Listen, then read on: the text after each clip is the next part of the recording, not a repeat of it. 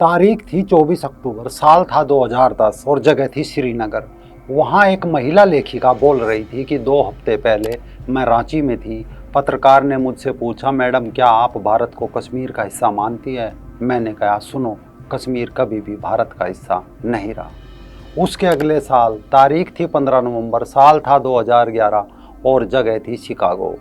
वही महिला थी और वहाँ बोल रही थी कि मैं बहुत स्पष्ट कर देना चाहती हूँ, एक बात यह है कि जब भारत कश्मीर पर कई तरीके से अत्याचार कर रहा है तो कब्जा भारत को भी अत्याचारी बना रहा है। हर वो देश जो अपने को लोकतांत्रिक कहता है उसके पास ये अधिकार तो नहीं होता कि वो लोगों को अपने साथ रहने पर मजबूर करे। इसके बाद 17 जून थी, साल था 2011, जगह थी लंदन। वो महिला बोल रही थी कि मैं भारत जैसी जगह के बारे में बात कर रही हूँ। कश्मीर या मणिपुर में जो चल रहा है, नागालैंड और मिजोरम में जो चल रहा है, जैसे ही भारत संप्रभु राष्ट्र बना, जैसे ही भारत उपनिवेशवाद से आज़ाद हुआ, खुद वैसा ही बन गया। 1970 से कश्मीर में लड़ाई छेड़ रखी है। मणिपुर, नागालैंड, मिजोरम, तेलंगाना, पंजाब, कश्मीर, गोवा, हैदराबाद, अगर आप देखेंगे तो ये ऐसी जगह है जो हर तरफ युद्ध चल रहा है। पाकिस्तान ने भी ऐसा नहीं किया। नमस्कार दोस्तों, मैं राजीव चौधरी। इन 2-3 बयानों से आप समझ गए होंगे कि बात किसकी हो रही है और क्यों हो रही है।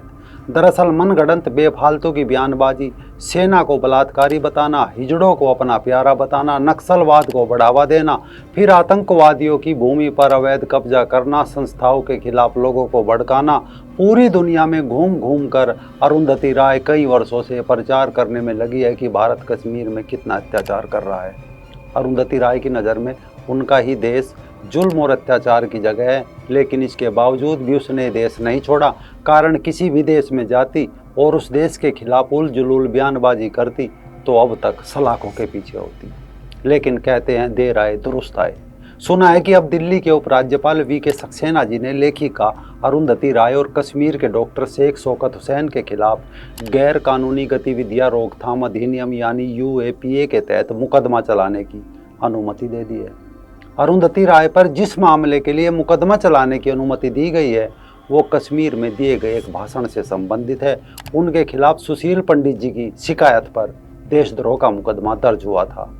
एक समय जहां भी भारत विरोधी लोगों का जमावड़ा होता था वहां अरुंधति राय जरूर होती थी। मजाल है किसी भी मंच से कभी पाकिस्तान की कोई कमी बताई हो और भारत की तारीफ की हो। भारत के खिलाफ बयान देती रही, फिर वापस भारत आ जाती और इन्हीं भारत विरोधी बातों के जरिए अरुंधति राय ने दुनिया भर में अपनी मार्केटिंग की। इससे वो कश्मीर के अलगाववादियों की लाडली बनी, भारत का एक खून बहा रहे माओवादियों और नक्सलियों की चहेती बनी।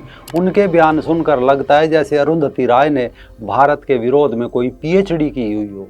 यहाँ तक कि जब पाकिस्तान ने मुंबई में आतंकी हमला कराया, देश और विदेश के 166 मासूम लोग मारे गए, तब भी अरुंधति राय का दिल नहीं पिघला और पाकिस्तान का इस आतंकवादी हमले में नाम लेने की बजाय उसने कहा कि भारत मुसलमानों पर अत्याचार करता है, इसी का नतीजा ये अटैक है। जबकि उस समय तो बीजेपी भी सत्ता से कोसों दूर थी। लेकिन अरुंधति ने पाकिस्तान को बचाते हुए ये बयान दिया तो संसद भवन के हमले के आरोपी अफजल गुरु की फांसी के विरोध में अलगाववादियों के साथ प्रदर्शन करने लगी। अफजल गुरु, जिसे साल 2001 में संसद पर हमला करने के जुर्म में फांसी दी गई थी। अरुंधति हमेशा उसकी निष्ठावान सपोर्टर रही। अरुंधति हमेशा कहती रही कि अफजल के केस में सबूत काफ़ी नहीं थे, उनको सजा लोगों की भावनाओं को ध्यान में रखकर दी गई थी। और इस बात का समर्थन बुद्धिजीवी नंदिता हस्कर, फिल्म मेकर संजय काक और पत्रकार सुनीता चौधरी तक ने किया था।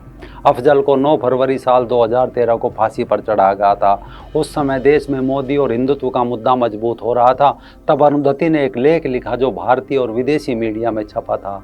द गार्डियन में लेख स्टेन ऑफ इंडियन डेमोक्रेसी शीर्षक के साथ छपा था और द हिंदू में ये लेख usual cocktail of the people pension and delicate grip on fact शीर्षक के साथ प्रकाशित हुआ था, जिसमें उन्होंने कहा था कि एक ऐसा साधारण मौका है जब देश की सभी राजनीतिक पार्टियां एक साथ आकर न्याय की जीत की खुशी मना रही है और बधाई दे रही है। टीवी स्टूडियो के लाइव चैनल इसे लोकतंत्र की जीत बता रहे हैं। हिंदू राष्ट्रवादी मिठाई बांट रहे हैं, ऐसे कश्मीरियों को पीट रहे हैं जो दिल्ली की सड़कों पर अफजल गुरु की फांसी का विरोध कर रहे हैं। अफजल की मौत के बाद ऐसा लग रहा है कि चैनल के एंकर और सड़कों के ठग एक दूसरे को डरते हुए समर्थन देने की कोशिश कर रहे हैं, जैसे मिलकर किसी शिकार को दबोचना हो। शायद वो अंदर ही अंदर जानते हैं कि देश में कुछ ऐसा हो गया है जो बिल्कुल ही गलत है। ये अरुंधति का एक बयान था, कोई लेख था। अरुंधति हमेशा से कहती है कि भारत ने हथियारों के बल पे कश्मीरियों को हथिया रखा है। साल 2010 में हुर्रियत कॉन्फ्रेंस के नेता सैयद अली शाह गिलानी के साथ मिलकर सेमिनार रखने और कश्मीर मुद्दे का एकमात्र हल आज़ादी बताने के लिए ही सुशील पंडित जी ने उन पर देशद्रोह का मुकदमा किया था। बाद में गृह मंत्रालय ने इस केस को ड्रॉप करने का फैसला लिया। एक तरफ भारत की आर्मी, दूसरी तरफ पाकिस्तान का समर्थन प्राप्त उग्रवादियों के बीच फंसे कश्मीरियों पर अरुंधति ने कई लेख लिखे। साल 2011 में dead begin to speak up India शीर्षक में छपे एक लेख में उन्होंने लिखा था कि दो सरकारों की बॉर्डर पेट्रोल के गोले में फंसा कश्मीर जल्दी बाहरी दुनिया से कट जाएगा। एक गोला दिल्ली से चलता है, दूसरा श्रीनगर से। अपने बॉर्डर के अंदर कश्मीर की सरकार और आर्मी दोनों को एक खुला माहौल है। कश्मीरी पत्रकारों और लोगों को रिश्वत, धमकी, ब्लैकमेल और न जाने किस तरह की क्रूरता से अपने देश में वश में रखा जा रहा है।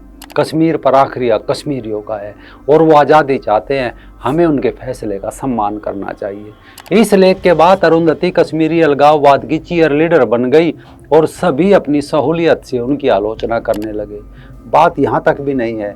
अरुंधति राय ने एक बार कहा था कि कश्मीर की आज़ादी पर अपने मन की बात कहने के लिए अगर उन पर देशद्रोह का मुकदमा चला तो नेहरू पर भी मरने के बाद देशद्रोह का मुकदमा चलना चाहिए। इतना ही नहीं, साल 2011 में तो जेएनयू में आयोजित एक कार्यक्रम में अरुंधति ने भारत सरकार और संविधान के विरोध में नारे लगाने के साथ साथ राष्ट्रीय चिन्ह को जूते के तले दिखाए जाने तक के पर्चे बांटे गए थे। नक्सलियों को सही ठहराते हुए और तत्कालीन गृह मंत्री पी चिदम्बरम को उन्होंने बस्तर में चल रही जंग का सीईओ तक कह डाला था। अरुंधति राय ने माओवादियों पर काफ़ी मशहूर लेख लिखा, जिसकी आलोचना देश के सभी कांग्रेसी, लिबरल और केंद्र सरकार में बैठे पत्रकारों तक ने की थी। गांधीयन विद गन नाम के इस लेख में अरुंधति ने तत्कालीन गृह मंत्री पी चिदम्बरम पर सीधा हमला बोल दिया था। वॉकिंग विद द कॉमरेड में अरुंधति ने लिखा था कि विरोध कर रहे लोग माओवादी हर मामले में हमसे कमज़ोर और पिछड़े हुए हैं। एक और जहाँ बढ़ते हुए सुपर पावर की पैरामिलिट्री अपने पूरे धन और बल के साथ है, वहीं दूसरी ओर साधारण गांववासी अपने पारंपरिक हथियार और एक ज़बरदस्त संगठनात्मक ताकत के साथ पैरामिलिट्री और माओवादियों में 50 के दशक से लड़ाई चलती आ रही है।